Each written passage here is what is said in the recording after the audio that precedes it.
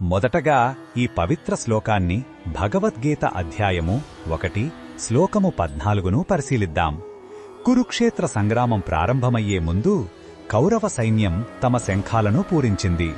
దానికి సమాధానంగా పాండవ పక్షం నుండి శ్రీకృష్ణుడు మరియు అర్జునుడు కూడా తమ సంసిద్ధతను ఎలా ప్రకటించారో ఈ శ్లోకం వివరిస్తుంది.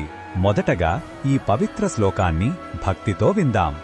తతః శ్వేతైర్హయైర్యుక్తే మహతి స్యందనే స్థితౌ మాధవః పాండవశ్చైవ దివ్యౌ శంఖౌ ప్రదధ్మతుః. ఈ శ్లోకం అర్థమేమిటంటే, కౌరవుల శంఖనాదం తర్వాత తెల్లని గుర్రాలను పూంచిన ఒక గొప్ప రథంలో ఆసీనులైన మాధవుడు అంటే శ్రీకృష్ణుడు మరియు పాండవుడు అంటే అర్జునుడు ఇద్దరూ తమ దివ్యమైన శంఖాలను పూరించారు. ఇది కేవలం యుద్ధానికి సంకేతం కాదు, ధర్మపక్షం యొక్క ఆత్మవిశ్వాసానికి, సంసిద్ధతకు ప్రతీక. కృష్ణ భగవానుడు ఈ విషయంలో మనకు ఏమి చెబుతున్నాడంటే, ఆయన అర్జునుడి సారథిగా ఉన్నప్పటికీ ఆయన చర్యలు మొత్తం విశ్వానికి మార్గనిర్దేశం చేస్తాయి.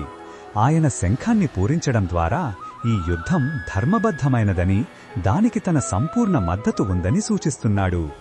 ధర్మం వైపు నిలబడినప్పుడు దైవిక శక్తి మన వెంటే ఉంటుందని ఆయన భరోసా ఇస్తున్నారు.